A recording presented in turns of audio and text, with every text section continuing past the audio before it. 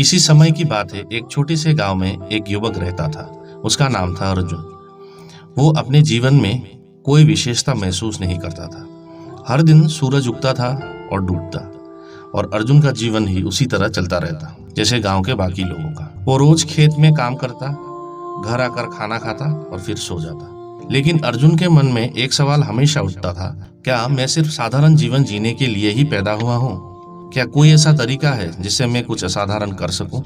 इस सवाल का जवाब पाने के लिए अर्जुन ने गांव के बुद्धिमान वृद्ध मठ के संत लाओजी से मिलने का निर्णय लिया।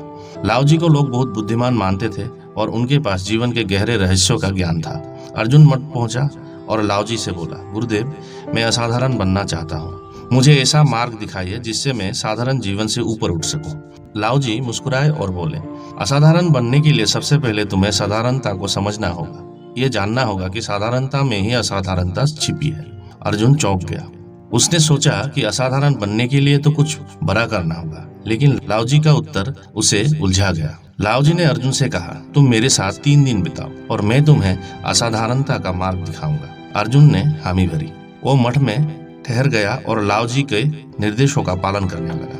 पहले दिन लाओजी ने अर्जुन को मठ के बगीचे में जाने को कहा। वहां उसे सिर्फ पैर, फूल और पत्थर देखने के लिए कहा गया। अर्जुन ने सोचा कि यह कार्य बहुत साधारण और निरर्थक है, लेकिन जैसे जैसे उसने बगीचे को ध्यान से देखा, पेड़ों के पत्तों की हरियाली, फूलों की रंगीनता और पत्थरों की अनगिनत बनावटों को देखा, उसने महसूस किया कि साधारण लगने वाली इन चीजों में अद्भुत सौंदर्य छुपा हुआ है। हर पेड़, हर फूल और हर पत्थर में कुछ अनोखा था। लाओजी ने अर्जुन से कहा, जैसे तुमने इन साधारण चीजों में सौंदर्य देखा, वैसे ही जीवन में भी हर साधारण कार्य में अद्भुतता छिपी है। असाधारणता देखने की दृष्टि पर निर्भर करती है। जब तुम साधारण चीजों में अद्वितीयता देखना शुरू कर देते हो, तब तुम असाधारण बनने की ओर पहला कदम उठाते हो। दूसरे दिन लाओजी ने अर्जुन को एक शांत स्थान पर ध्यान करने को कहा।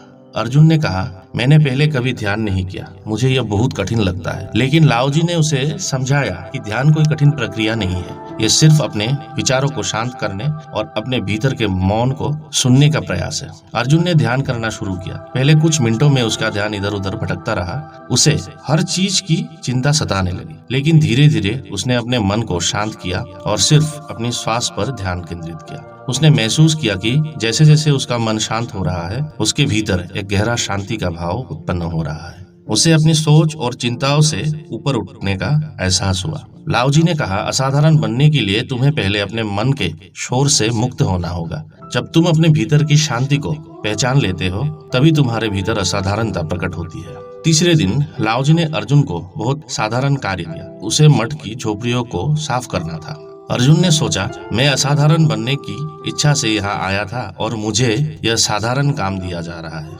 लेकिन उसने गुरु की बात मानते हुए झोपड़ियों की सफाई शुरू की। सफाई करते समय उसने देखा कि झोपड़ियां बहुत गंदी हो चुकी थी और उन्हें पूरी तरह से साफ करना आसान नहीं था। उसे धीरे धीरे इस कार्य में ध्यान देना पड़ा। सफाई करते समय अर्जुन ने एक नई समझ पाई। उसे ये एहसास हुआ कि साधारण कार्य में भी ध्यान और कर्म की गहराई होती है। जब वो अपनी पूरी एकाग्रता और मन से कोई काम करता है, तो वो साधारण नहीं रहता। उसने देखा कि सफाई करते समय भी वो ध्यान में था और यह कार्य उसे आत्मसंतोष दे रहा था। लाओजी ने कहा, असाधारणता कर्म में निहित होती है। जब तुम हर छोटे छोटे कार्य को ध्यान और समर्पण से करते हो, तो वही साधारण कार्य असाधारण बन जाता है। यही असाधारण बनने की सच्ची राह है।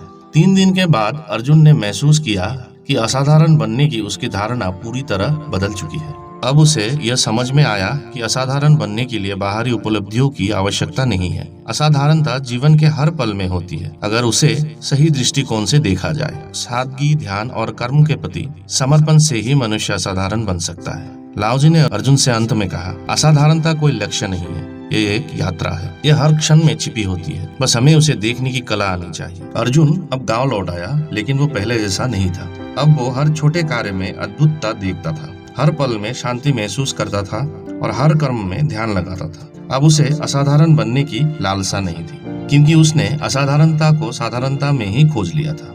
असाधारण बनने का अर्थ बाहरी उपलब्धियां प्राप्त करना नहीं है, बल्कि अपने अंदर की शांति, सादगी और कर्म के प्रति समर्पण से जीवन को असाधारण बनाया जा सकता है। तो दोस्तों, आज की कहानी आप लोगों को कैसा लगा कमेंट में जरूर बताइए, और अगर अच्छा लगा है तो शेयर कीजिए। जय हिंद, जय भारत।